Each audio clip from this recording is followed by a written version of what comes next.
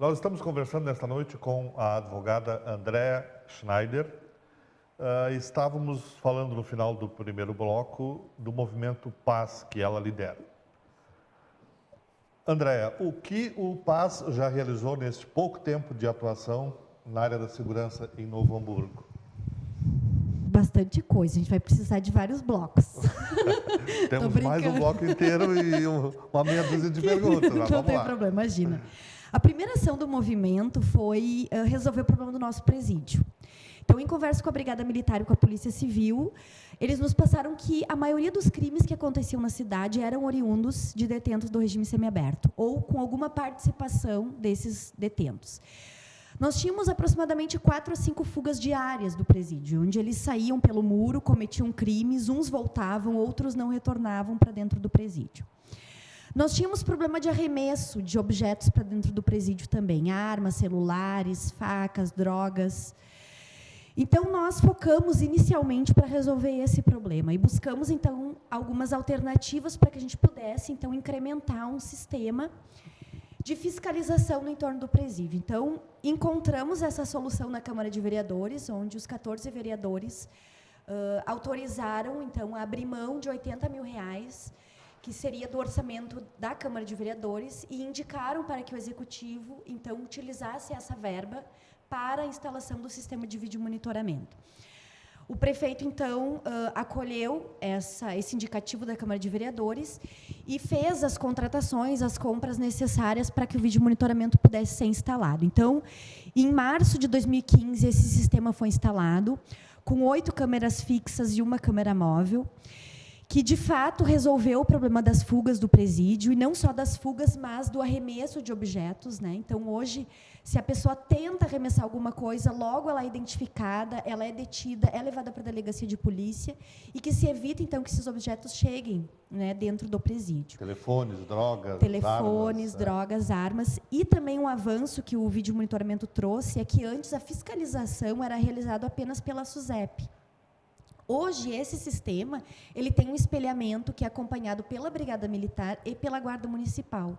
Então, se uma pessoa tenta pular, né, ou pula e vai para a calçada, eles imediatamente já saem a viatura de cada corporação para fazer, então, a recaptura. E a central desse monitoramento é lá na Brigada ou é em um outro prédio da cidade? Não, ele é no presídio e ele tem um espelhamento na guarda também, isso, onde eles conseguem acompanhar. Importante esclarecer, Jair, que às vezes as pessoas não entendem por que o preso ele ainda consegue, apesar das câmeras, às vezes tentar pular para a calçada. E é importante que a gente entenda que o nosso sistema, e por isso que a gente combate tanto o semiaberto, ele não permite a vigilância externa. Então, não tem como presídios do semiaberto, por exemplo, contar com as guaritas, com um policial armado, né? As câmeras, elas não atiram para dentro do presídio, elas não empurram o apenado para dentro do presídio. Então, elas fazem uma visão mais ampla para que os agentes e a Polícia Militar e a Guarda Municipal possam ter o controle daquele ambiente. E também a fuga, ela só é considerada fuga a partir do momento que ele bota o pé na calçada. Então, ele botando o pé na calçada e ele sendo recapturado, ele é regredido, ele não volta para o presídio de Novo Hamburgo, ele é levado para o presídio fechado.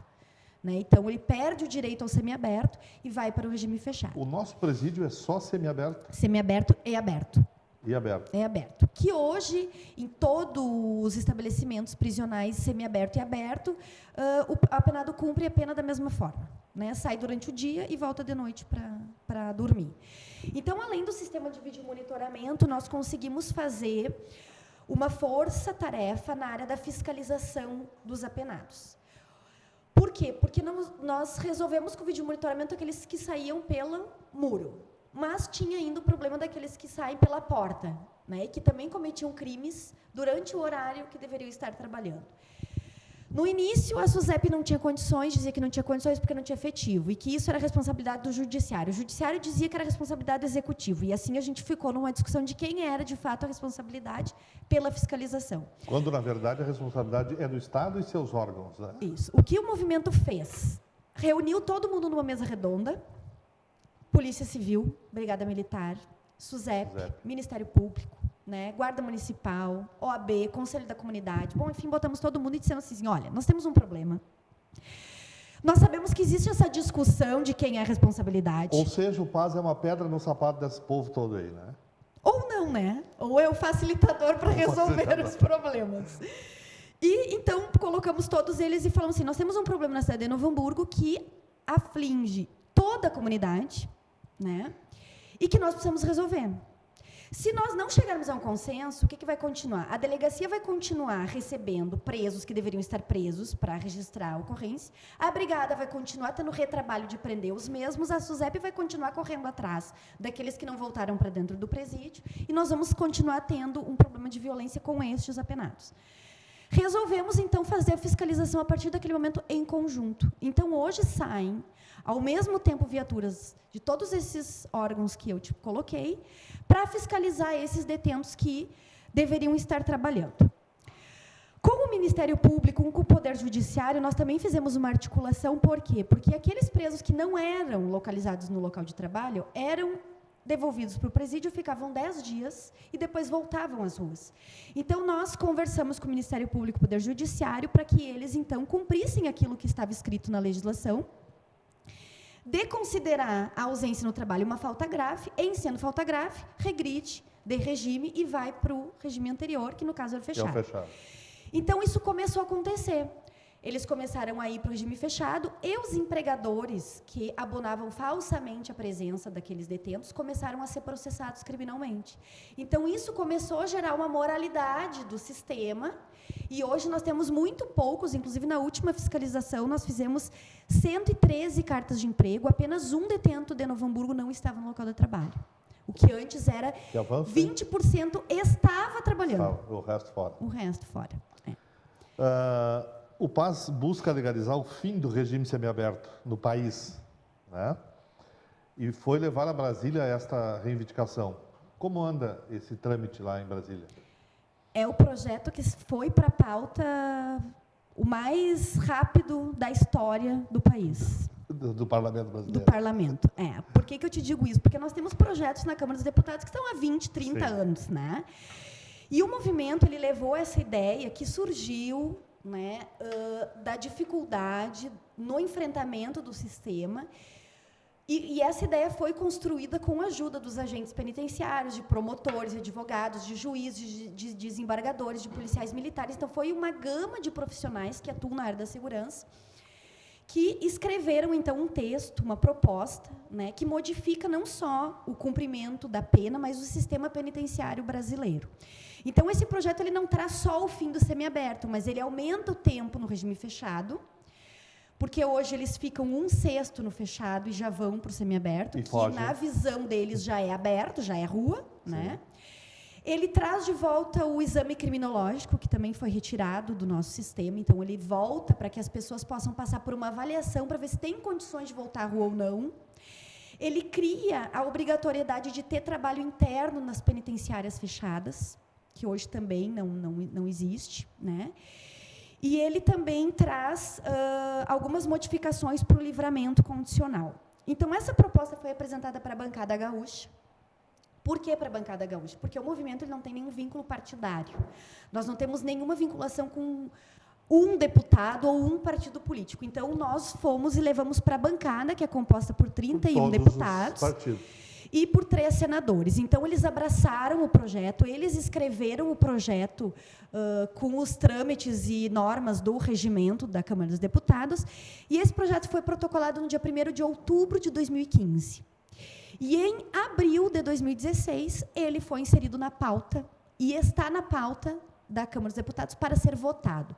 O projeto, hoje, ele só sai da pauta quando for votado, independente pela sua procedência ou não. O projeto ele não é mais retirado da pauta depois de incluído. Então, por que ele foi incluído? Porque os líderes dos partidos, a nível nacional, assinaram um requerimento de urgência na sua votação. Então, nós só estamos aguardando a pauta voltar ao normal, que trancou em razão do impeachment, né, para que o projeto possa ser apreciado e votado. André, o sistema do regime semiaberto no Brasil, todo mundo sabe que é deficiente, né? Agora, o Supremo Tribunal Federal autoriza a saída de presos deste regime sem o uso da tornozeleira eletrônica. Mais de 4.000 detentos se somarão aos já 3.700 detentos que cumprem pena sem qualquer controle. E esses todos estarão na rua, no país, sem este equipamento. Como vês essa questão? Está autorizado? Na Pode verdade, sair, mas... o STF ele só divulgou o que já estava acontecendo. Ele só instituiu aquilo que na prática já acontecia. Legalizou, digamos assim. O que já estava acontecendo? O Brasil ele nunca teve uma política preocupada com a construção de presídios. Inclusive, a falta de presídios é muitas vezes usada como desculpa para liberar presos, né? Então, como não se constrói presídios e a criminalidade avança, não se tem espaço para todos os condenados. No Rio Grande do Sul, nós já tínhamos esses 4.000 apenados que tinham o direito de ir para o semiaberto e que, por ter direito de ir para o semiaberto, não poderiam ficar no fechado. Como eles não tinham vaga no semiaberto, a Vara de Execuções Criminais de Porto Alegre já estava autorizando eles a irem para casa. E a cada 5 dias, eles tinham que se apresentar para perguntar se tinha vaga, né? Então, na verdade, o STF ele só regularizou uma situação que estava de maneira informal no Estado do Rio Grande do Sul e no país, né? Dizendo que, enquanto não tiver vaga, o preso não pode ficar no presídio fechado. O que ele está querendo dizer com isso? Que é muito grave e urgente a necessidade de construção de presídio.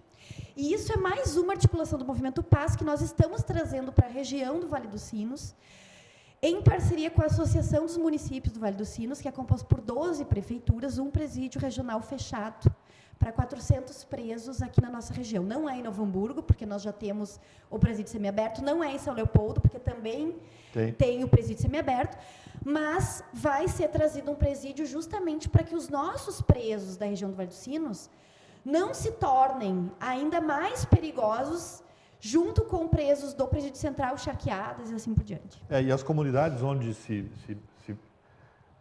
pretende, né, as autoridades pretendem construir um presídio, elas são radicalmente contra. Né? Nós precisamos mudar essa cultura. Tem que mudar essa cultura, né? Porque no Brasil nós não temos pena de morte nem prisão perpétua. Felizmente ou infelizmente. Então, essas pessoas elas vão voltar para suas comunidades. Então, o que acontece hoje? Vou dar, por exemplo, o exemplo de Novo Hamburgo. Nós temos 270 presos em Novo Hamburgo. Sabe quantos são de Novo Hamburgo? 60. O resto é de fora. O resto é tudo de outras cidades que não querem presídio. Eles querem que nós fiquemos com os presos deles, eles cometendo crimes aqui, porque tem que ser um lugar perto para eles poderem voltar. Então, ou seja, cidades que têm presídios acabam recebendo todo o ônus, né, dessas outras cidades. Então, a gente tem procurado plantar essa semente na consciência, principalmente dos gestores, que eles são responsáveis também pelos seus cidadãos ônus, e não só receber a vantagem dos seus cidadãos bônus, aqueles que contribuem né, com a sua sociedade. André, estamos chegando ao final, e eu quero que tu dê rapidamente a questão do IGP. Como é que está a transferência e a cedência lá, junto com a Guarda Municipal? Ótimo. Eu sei que é uma batalha de vocês também. Uma batalha nossa, justamente para enfrentar a questão da segurança pública, que tem reflexos diretos na questão da diminuição da violência, a questão do IGP. Já que os juízes não podem manter criminosos, né, presos, se não chega o laudo, né, que comprova a participação ou o funcionamento da arma, enfim, ou a motivação do crime. Então, é importante que a gente fale sobre isso. O Estado do Rio Grande do Sul, então, desde o primeiro momento que nós fomos buscar essa alternativa com eles, demonstraram não só a vontade de ampliar os serviços aqui de Novo Hamburgo, mas trazer novos serviços, como a Sala Lilás, a inspeção veicular, que hoje é realizada em Porto Alegre, a inspeção de funcionamento de arma, que também é realizada em Porto Alegre, assim como laboratórios. Buscamos o apoio da Prefeitura de Novo Hamburgo com a cedência do antigo prédio do Fórum, que é usado metade pela Guarda Municipal. Lá na 3 de outubro, né? Na 3 de outubro, o prefeito, então, autorizou a concessão, passando uma concessão de uso para o Estado, para que ele possa, então, instalar a central do IGP aqui, que vai ser O terceiro polo do IGP do Estado vai ser no Rio Grande do Sul, em Novo Hamburgo, e vai ser a principal referência do Estado do Rio Grande do Sul, porque vai ser o que vai ter mais serviços e de melhor qualidade. Então, a gente ficou muito feliz e inicia aí nos próximos dias a limpeza do local, o conserto do telhado, que hoje é o principal problema lá daquele prédio, mas em breve aí a gente já toca essa obra. Andréa, muito obrigado. Infelizmente, nós estamos chegando ao fim do programa. Foi muito bom a tua participação aqui, dando esses esclarecimentos do trabalho que vocês fazem no Movimento Paz. Nós agradecemos a audiência de todos, convidamos a permanecerem conosco na programação da Vale TV e voltamos amanhã com mais uma Conversa de Peso.